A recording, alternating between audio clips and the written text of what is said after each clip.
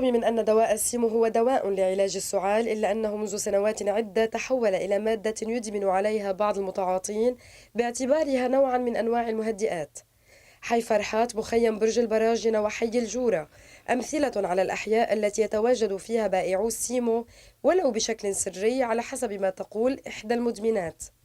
في أحياء بنجيب منهم الأغراض القنينة، مثل حي فرحات، مخيم، حي الجورة، هيك في هول المطارح. بعد في حي الجورة إنه بعد في ببيعوا منه؟ بيبيعوا بس كلهم يعني هلا كان أول شي على الطرقات، هلا ما عادش في على الطرقات، صار كلهم إنه في منهم بتلاقيهم من بيتخبوا هلا هنا عم يبيعون. طيب وقد إيه بتجيب الأمينة؟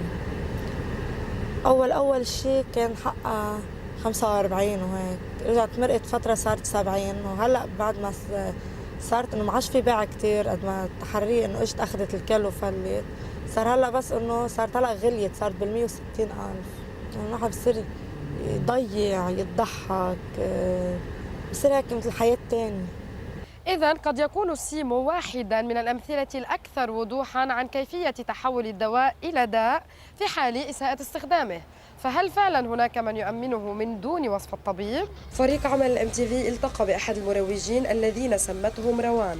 بدي السيمو لأنه ما كنت عم بلاقي حدا، دلتني على كذا حدا وما كنت عم بلاقي. بدي أمينتين.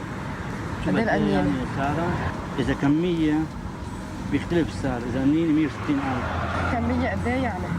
100 200 بدك تقول. وحدة بتنحسب 50.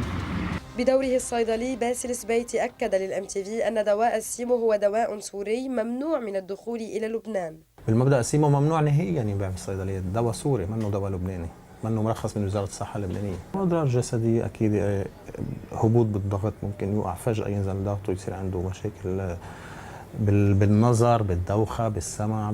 عم نسمع عن حالات عم تضرب أعصاب بالدماغ، يعني عم يفقد النظر أو عم يفقد التركيز أو حاسة السمع من وراء هالأشياء.